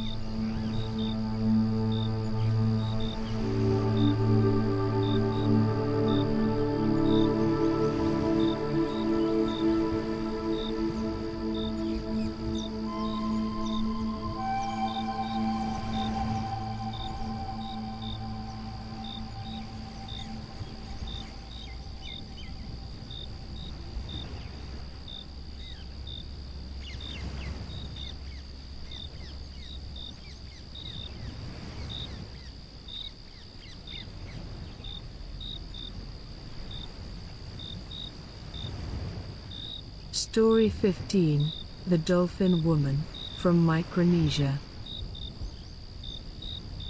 Long ago, in the sweeping lagoons of the Outer Caroline Islands, where the sky curved like a vast shell and clouds wandered like drifting sails, there was a boy named Anuenue. He was the son of a clan chief in the village of Uzap, a quiet, salt-scented place ringed by palms and bound to the sea as a child is bound to its mother. Anuenue was known for his calm gaze and steady hands. From the time he could walk, he followed the elders to the reef at dawn, where they cast nets with whispered chants. By his 12th season, he could tie the canoe lashings without looking, and his paddle cut water with the grace of a bird's wing. His heart beat for the sea, not just for its bounty, but for its mystery. He had heard the old stories told under breadfruit trees, of the moon hiding in clams, of turtles who remembered the songs of the first people, and of dolphin maidens who swam with silver laughter beyond the edge of reef and time.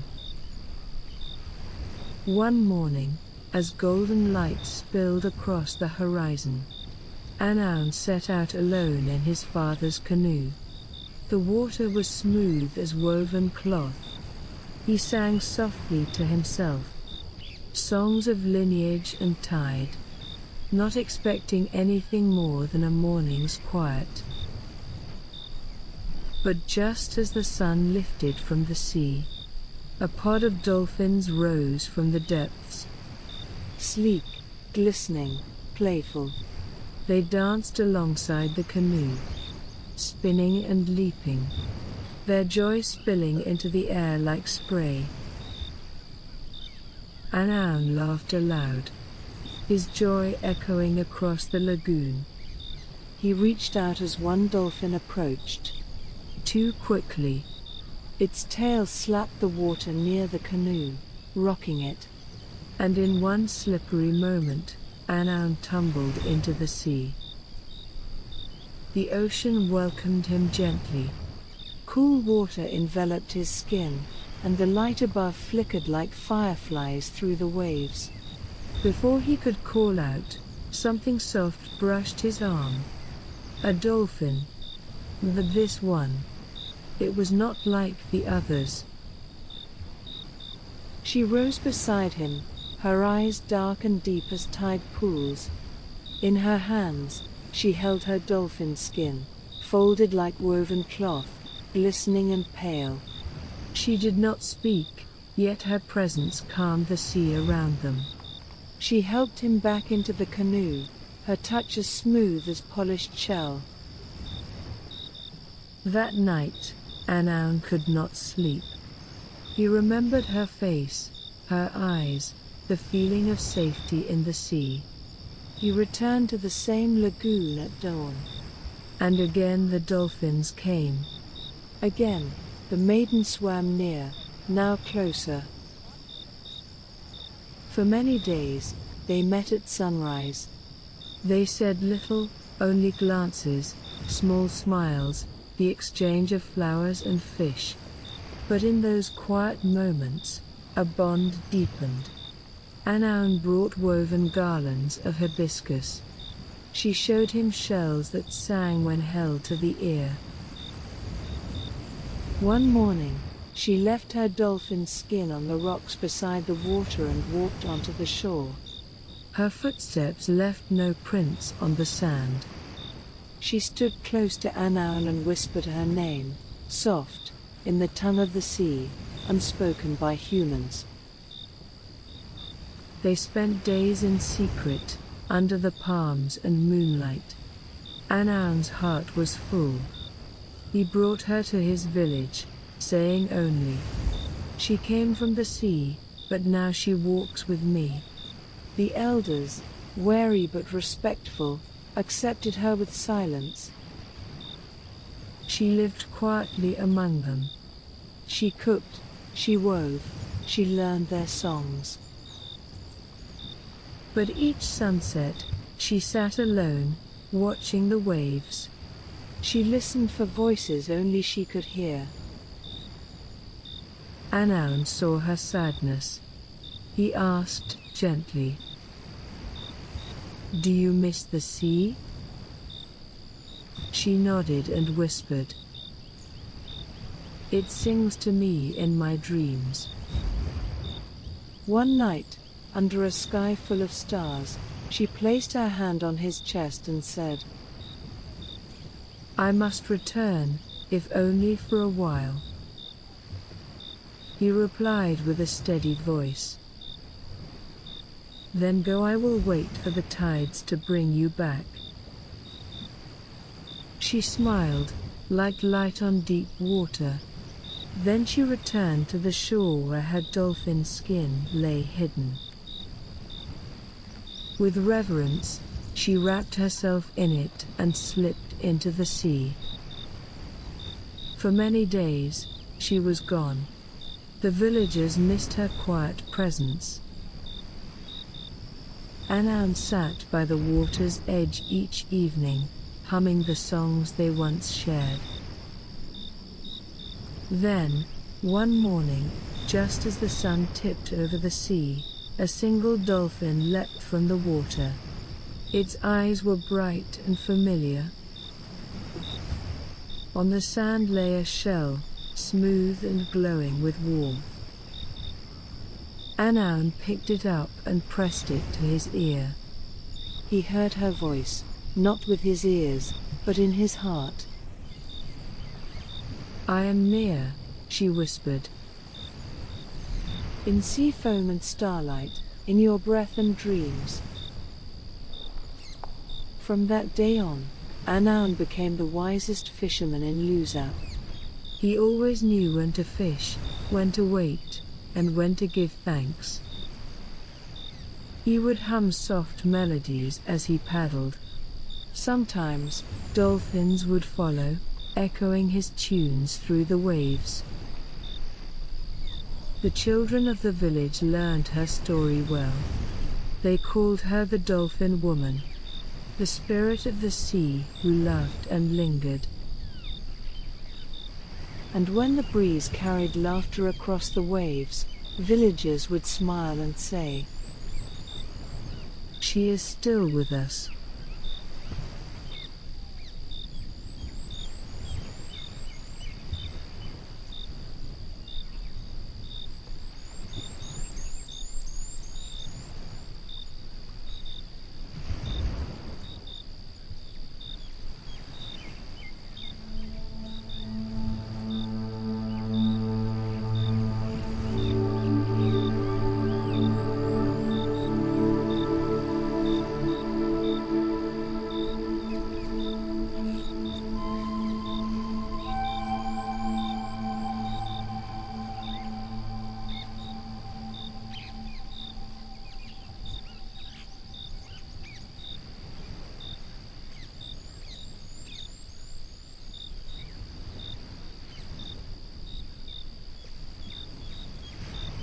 Story 16, The Winged Wife, from Vanuatu and Pacific Islands.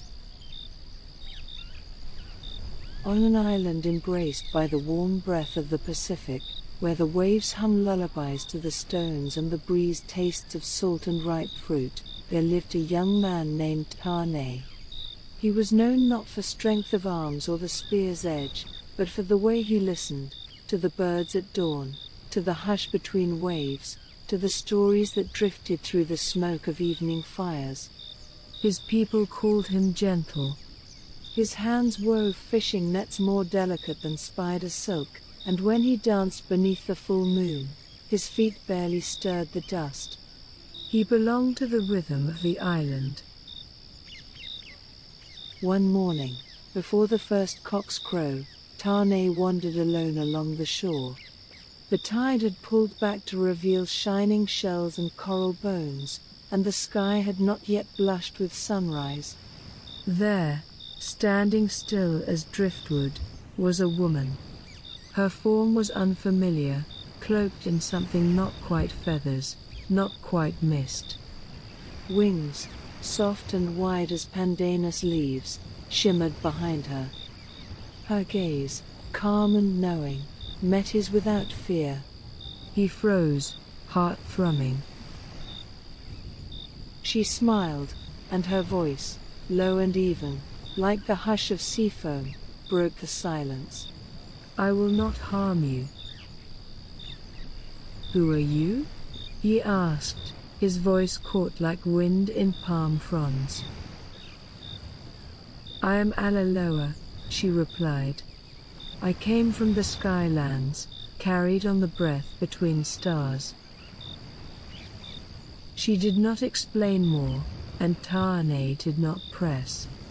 In the weeks that followed, they met again and again, at the spring where the water gathered like a sleeping eye, in the grove where taro grew thick, by the lagoon where birds dipped to kiss their reflections. Aotearoa spoke of winds that knew no shore, of clouds shaped by memory. She moved through the village unseen by most, or unnoticed, as though wrapped in enchantment. But Tane saw her, and she, in turn, saw him. Their bond grew slowly, like a vine spiraling toward the sun. She laughed at his stories of childhood mischief. He marveled at her silence when the stars appeared. He taught her to crush turmeric for healing, to pound breadfruit into thick paste, to fold fronds into woven baskets. She taught him how to listen to the wings of silence. They were wed beneath the banyan tree, in the presence of old chiefs and young children, beneath garlands of frangipani and strings of glowing shells. The people, unsure of her strangeness, accepted her with the grace islanders hold for all things mysterious and beautiful. And yet, not all hearts rested easy. Whispers began among the women, low and bitter as smoke. What woman does not come from a mother's house? One muttered. Why does her hair smell of wind, not coconut oil? Asked another. Envy coiled like a snake in the grass.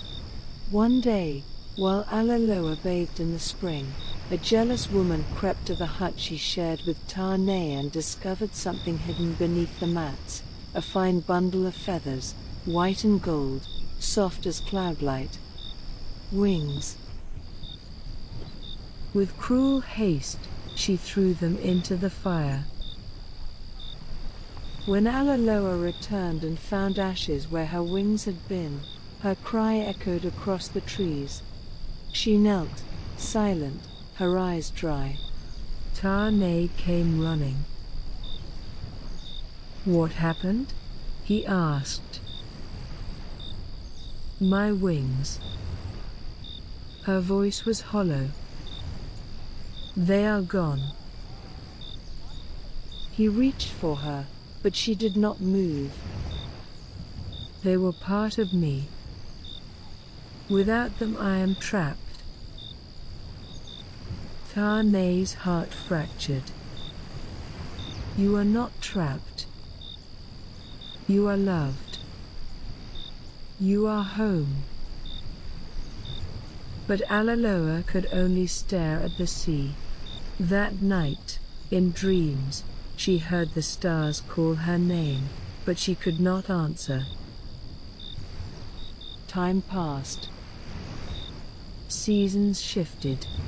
Alaloa bore Tānei a child, a daughter, dark-eyed, with laughter that made vines bloom. Alaloa smiled, held her child close, but never again did she dance with the wind. Then, one night, during a heavy rain, a bolt of lightning cracked the banyan tree. In its roots, Alaloa found a single feather, charred but whole. She wrapped it in tapa cloth, pressed it to her chest, and whispered, I will return. That morning, she walked into the waves. Tānei, holding their child, watched.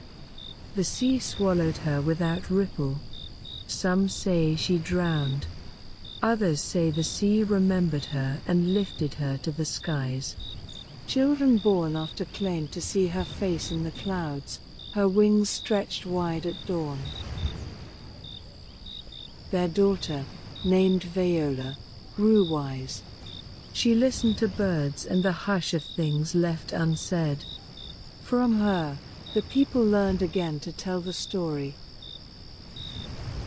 They say when a cloud crosses the moon and the wind carries the scent of salt and frangipani, Alaloa is near, listening. This tale, found in the oral traditions of Vanuatu and surrounding Melanesian islands, is part of the great winged maiden motif, appearing in many parts of the world, from Asia to the Arctic.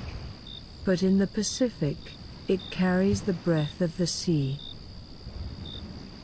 Anthropologists suggest the story speaks of the fragility of love, the inevitability of separation, and the enduring power of memory. More than a myth, it is a reminder to honor what we do not understand, to cherish the fleeting beauty that may not belong to this world.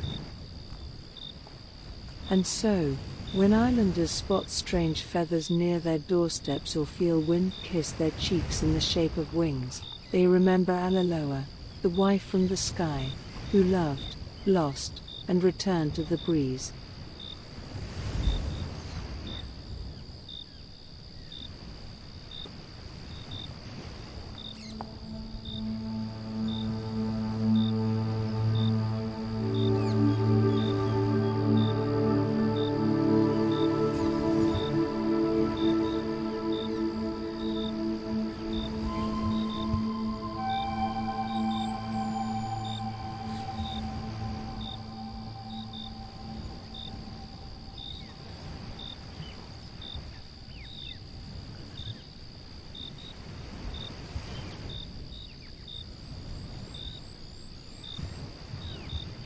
And so, dear dreamer, the winds grow still, and the sea sighs low.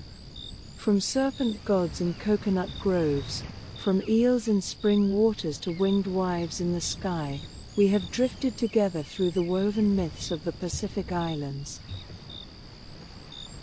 These stories, passed from tongue to firelight, from elder to child, carry not just magic, but memory, belonging, and breath. If your eyes grow heavy, may your dreams carry you gently across ocean tides and starlit shores. If you listen while you study, may the rhythm of waves and words hold you in calm. Thank you for spending time with Whispered Legends. If these stories brought you peace, consider subscribing or leaving a kind word below. More tales drift this way soon, carried on breeze and memory. Until then, may your night be gentle, and your spirit light.